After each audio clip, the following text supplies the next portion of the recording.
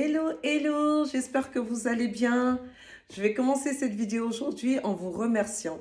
Merci à vous tous qui me suivez. Merci à tous ceux qui m'ont envoyé des messages en MP pour me féliciter, pour m'encourager et même me donner des conseils. Sachez-le, toutes ces marques d'attention me vont droit au cœur. La preuve, je suis là aujourd'hui, je continue les vidéos. Aujourd'hui, c'est lundi et lundi, on est motivé pour atteindre ses objectifs. Malheureusement, souvent, il y a un élément qui vient perturber notre élan. Et cet élément, c'est le stress. Nous sommes tous soumis au stress, qu'on soit petit ou qu'on soit grand. Et le stress peut devenir très handicapant. Il peut nous faire passer à côté d'opportunités. Il peut nous faire passer à côté de notre meilleure vie. Il peut nous faire devenir même l'ombre de nous-mêmes, nous empêcher de révéler notre potentiel tout simplement. Mais qu'est-ce que le stress alors, le stress, pour l'expliquer, on va faire un petit retour en arrière, très loin en arrière. On va parler de l'homme de l'époque. Donc, à cette époque très lointaine, il faut savoir que le cerveau humain avait pour fonction principale d'assurer la survie de l'espèce humaine.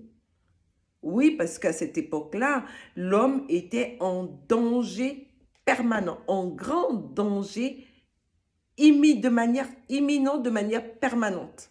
Il devait lutter contre les animaux sauvages, contre les intempéries, contre les tribus adverses. Donc, sa préoccupation majeure était de savoir comment il allait survivre. Et le cerveau, à travers des mécanismes, lui offrait deux choix. C'était soit fuir, soit se battre.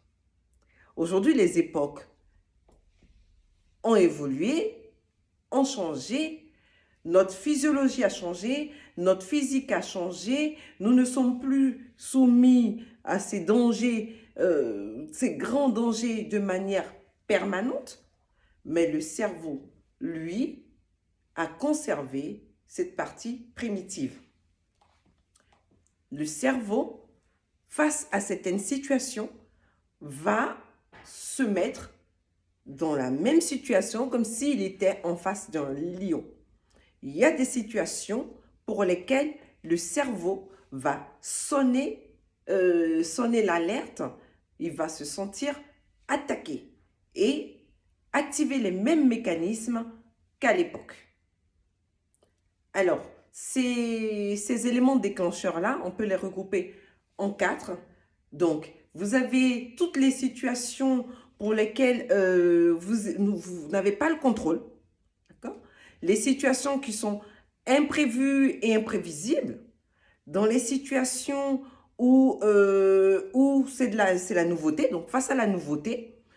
Face aussi aux situations où votre ego est mis à rude épreuve.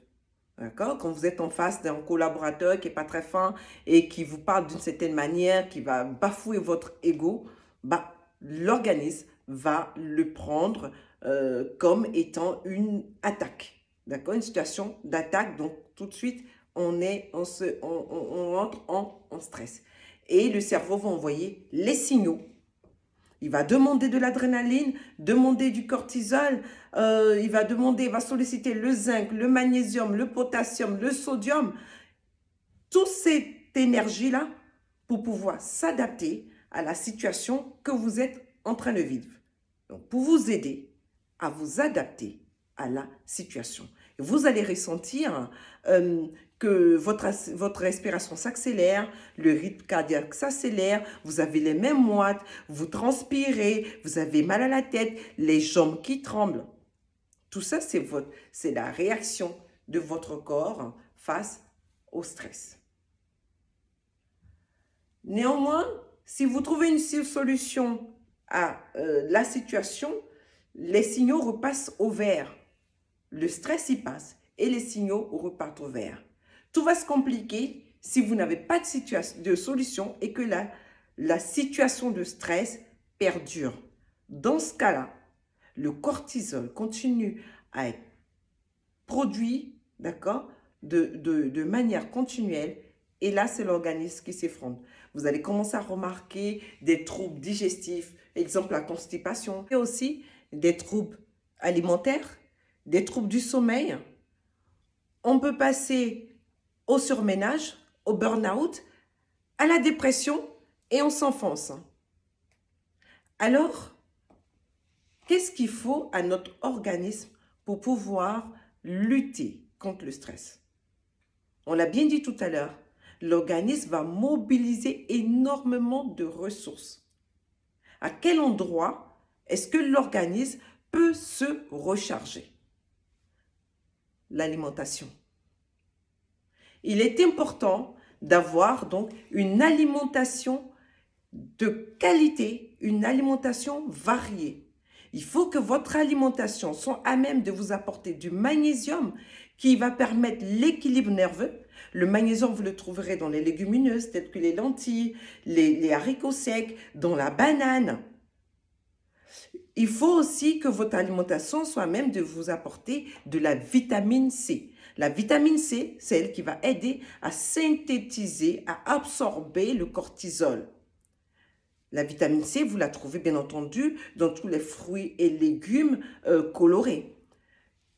Il faut que vous ayez de la vitamine B, notamment la vitamine B6. Je vous invite à consommer tout ce qui est noix, noisettes, du poisson, de la viande, des produits laitiers. Mettez l'accent sur votre alimentation. Il faut éviter d'avoir des carences dans tous ces éléments-là pour qu'au moment où arrive le stress, l'organisme puisse puiser déjà dans ses réserves. D'accord? Donc, en amont, il faut une bonne alimentation qui permette à l'organisme de trouver les nutriments nécessaires pour vous permettre de vous adapter au stress. Deuxième chose, on a bien vu que pendant la phase de stress, on avait la respiration qui s'accélérait, le rythme cardiaque qui s'accélérait. L'accélération de la respiration entraîne celle du cœur. Donc, il faut pouvoir maîtriser sa respiration. Une bonne respiration, c'est une respiration qui est lente, donc longue et profonde. C'est-à-dire, vous inspirez en faisant rentrer de l'air dans vos poumons jusqu'à ce qu'il arrive à votre abdomen. Et vous ressortez de l'air depuis votre abdomen jusqu'à vos poumons à les faire sortir.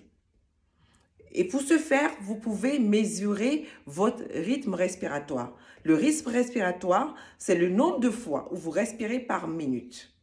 Et le rythme respiratoire qui est considéré comme correct, il est compris entre 6 et 10 respirations. Donc, une respiration, c'est une expiration, puis une expiration. Donc, je vous amène à sortir vos chronomètres et à mesurer votre rythme respiratoire. S'il est au-delà de 10 respirations par minute, il faut travailler un peu. Donc, il faut vous habituer à respirer lentement et profondément. C'est vrai que la respiration se fait de manière inconsciente, donc l'emmener en pleine conscience, c'est un peu difficile. Mais c'est l'exercice qui fait le maître. Donc, il faut vous exercer à bien respirer.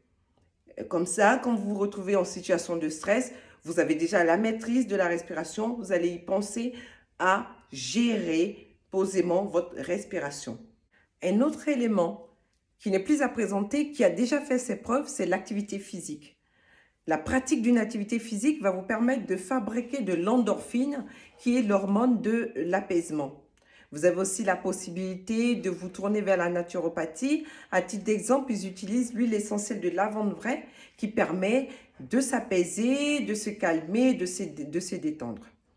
Au sein de votre entreprise, n'hésitez pas à vous rapprocher de vos responsables, demandez-leur des formations, demandez-leur à avoir des séances de coaching qui vont vous permettre de mieux utiliser vos compétences, de gagner l'estime de vous-même, la confiance en vous-même et de devenir efficace.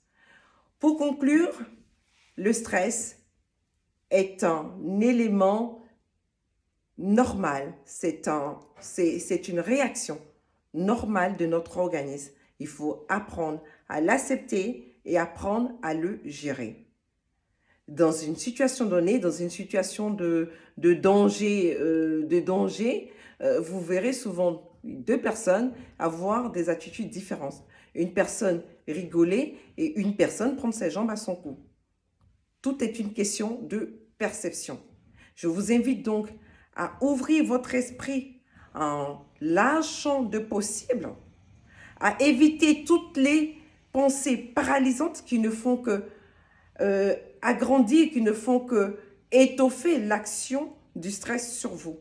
Visualisez-vous en situation de réussite, visualisez-vous positivement, mangez équilibré et varié, respirez, faites du sport et ayez confiance en vous.